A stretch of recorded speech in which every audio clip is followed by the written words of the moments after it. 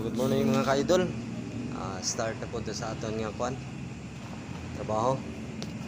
Balik na po dire sa mga area. So nag-prepare me para kwan framing. So ayan po mga ka-idol. Ito yung natrabahuan namin na malaking building. Yung pangalan niya ay Radisson po. So ayan mga ka-idol.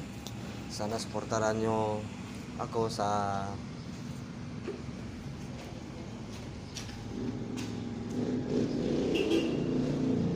bawat kong video. So maraming salamat po mga ka-idol.